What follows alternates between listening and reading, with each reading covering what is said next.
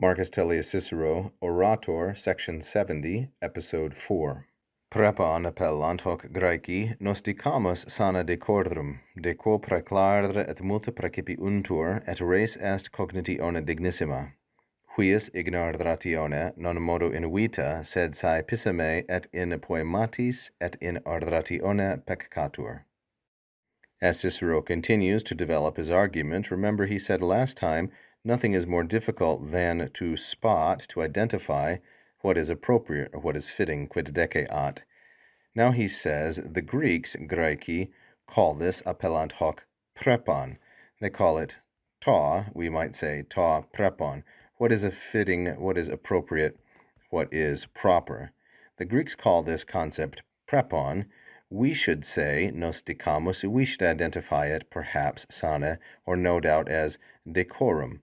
So here he's giving a translation. He's saying decorum, what is fitting, proper, appropriate. This is a good equivalent, he thinks, for to prepon.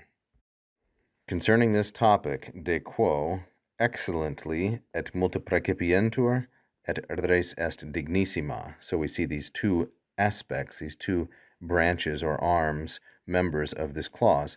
About this topic, de quo, namely prepon and decordrum, brilliantly, indeed, many rules have been laid down, or many things are prescribed, praecipientur, and it is a subject, res, the subject is, res est, dignissima, it is most worthy of our consideration. So very simply, Graeci, to back up a moment, masculine, plural, and nominative, is the subject of appellant. The object is hoc, and prepon is the object complement.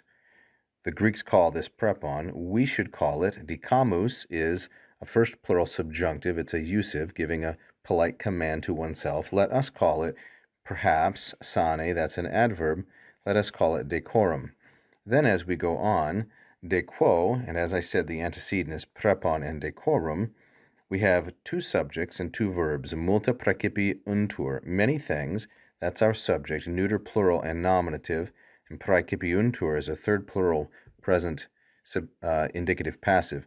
Many rules are laid down, many things are prescribed, and the entire subject, res est dignissima.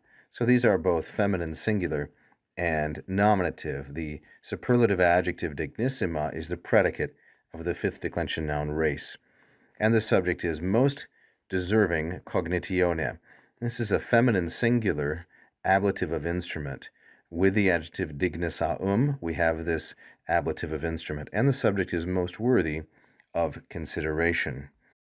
And now the last portion of this sentence. By ignorance, ignoratione, that's a feminine singular ablative of instrument, by ignorance of this, huius, and that's the prepon or the decorum once again, not only in life, but very frequently, sed saepissime, both in poetry, et in poematis, and in public speaking, one makes mistakes, peccatur.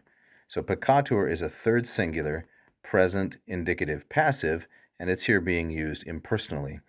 So a mistake is made by ignorance of this quality, what is prepon, what is decorum. He has given us the definition, it's quid deceat, not only in life, but very often, sed saepissime, in poetry, in poematis, and in public speaking.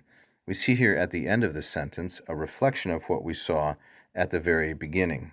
Namely, we had ut enim in vita sic in oratione. Now we have in vita, in poematis, et in oratione. Thank you for watching. If you enjoyed the lesson, please press the like button. Don't forget to subscribe and leave a comment.